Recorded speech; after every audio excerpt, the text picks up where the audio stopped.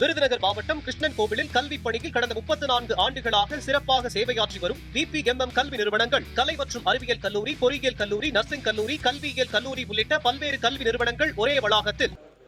மாண்புமிகு பேரவைத் தலைவர் அவர்களே, மதிப்பிற்குரிய தமிழக முதலமைச்சர் அவர்களே, எங்கள் கட்சியின் பொதுச் செயலாளர் ஆனந்த் சார் அவர்களே, எனது பகுதி அமைச்சர் திரு விஜய் பாலாஜி சார் அவர்களே, மற்றும் இங்கு வீற்றிருக்கும் அமைச்சர் பெருமக்களே, சபையில் இருக்கும் மூத்த உறுப்பினர்களே மற்றும் என்னோடு புதிதாக இந்த சபைக்கும் வந்திருக்கும் சகாக்களே, உங்கள் அனைவருக்கும் எனது வணக்கத்தை தெரிவித்துக் கொண்டு எனது கன்னி உரையை தொடங்குகிறேன்.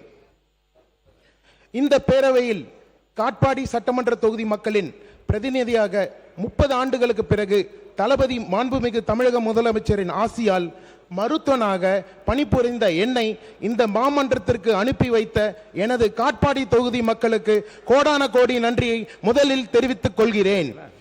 வள்ளுவர் நல்ல அரசனை பற்றி கூறும்போது, குடிதலி கோலோச்சும் மாநில மன்னன் அடிதலி நிற்கும் உலகு என்று கூறுகிறார். மக்களை அரவணைத்து ஆட்சி செய்யும் தலைவனின் ஆட்சியை மக்கள் ஆதரிப்பார்கள் என்பதே இந்த குறளின் உயர்ந்த கருத்து. எதுவுமே மாறாதா என்று எண்ணிய என் போன்ற சாதாரண மனிதனுக்கு ஊழல் செய்ய மாட்டேன், லஞ்சம் வாங்க மாட்டேன், கமிஷன் கேட்க மாட்டேன் என்று சொன்ன எங்களது தளபதியால் ஈர்க்கப்பட்ட சாதாரண பொதுமக்களில் ஒருவனாக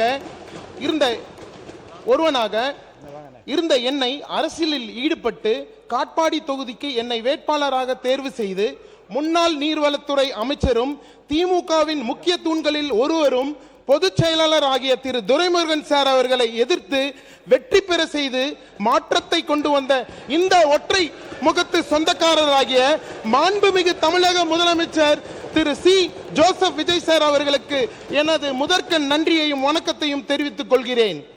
இந்த தேர்தலுக்கு முன்பு எதிர்க்கட்சி வரிசையில் அமர்ந்து கொண்டிருப்பவர்கள் நமது டிவிகே கட்சியை பார்த்து ஏளனமாக இவர்கள் 4%, 6%, அதிகம் போனால் 10% மேலாக ஓட்டு வாங்க மாட்டாங்க என சொன்ன முதிர்ந்த அரசியல்வாதிகளுக்கு எங்கள் தலைவர் இந்திய அரசியல் வரலாற்றிலேயே, ஏன் உலகத்திலேயே ஒரு பெரிய அதிர்ச்சி வைத்தியம் கொடுத்து வெற்றி வாகை சூடி அனைவரின் வாய்களை மூடிவிட்டார்.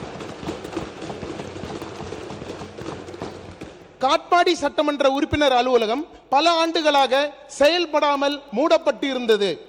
இதனால் பொதுமக்கள் தங்களது குறைகளை நேரடியாக தெரிவிக்கவும் அரசின் நலத்திட்டங்கள் சம்பந்தமாக ஆலோசனை பெறவும் மிகவும் சிரமத்தை சந்தித்து வந்தார்கள். மக்களின் நீண்ட எதிர்பார்ப்பை நிறைவேற்றும் வகையில் தற்போது அந்த அலுவலகம் நமது டிவிகே ஆட்சி வந்தவுடன் முள் செடிகளால் புதர் மண்டலமாக காட்சி அளித்த சட்டமன்ற அலுவலகத்தை சீர்படுத்தி மீண்டும் திறக்கப்பட்டு பொதுமக்களின் பயன்பாட்டிற்கு கொண்டு வந்துள்ளேன். இந்த கட்டடம் திறந்தது மட்டும் பெரிய விஷயம் அல்ல.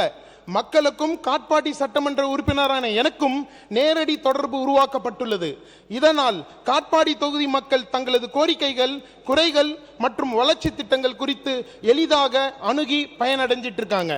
இந்த அலுவலகம் மக்களின் நம்பிக்கை பெற்ற மக்கள் சேவை மையமாக இனி தளபதி இருக்கும் காலம் வரை காட்பாடியில் டிவிகே ஆட்சி ஒன்றே திறம்பட செயல்படும். அதுவரை எந்த கொம்பராலும் அசைக்க முடியாத கோட்டையாக காட்பாடி விளங்கும். முன்னாள் அமைச்சர் திரு துரைமுருகன் சார் அவர்கள் இந்த அவையில் பல ஆண்டுகளாக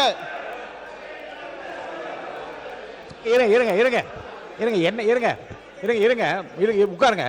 இல்லைங்க, அப்படி சொல்லக்கூடாதுங்க. என்ன சொல்ல வரான்னு தெரியாம நீங்க வந்து அவர் பேரை சொல்லக்கூடாது. இல்லைங்க, முன்னாள் அமைச்சர் திரு துரைமுருகன் சார் அவர்கள் இந்த அவையில் பல ஆண்டுகளாக மக்களுக்கு பாருங்க.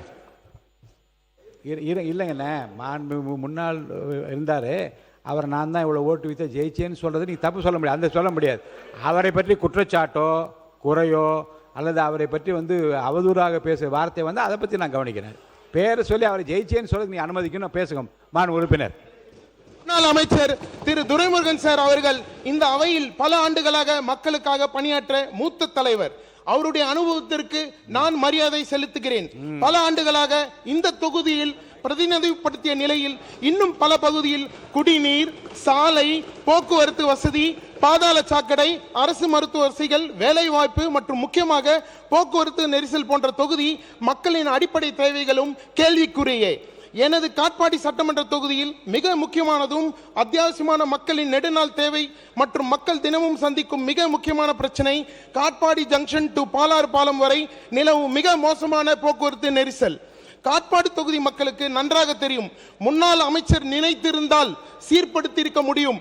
கடந்த 15 ஆண்டுகளுக்கு முன்பே இங்கு ஒரு உயர்மட்ட மேம்பாலம் கட்டி கொடுத்திருக்க முடியும். ஆனால் அவர் அதை ஏனோ கண்டு கொள்ளவில்லை.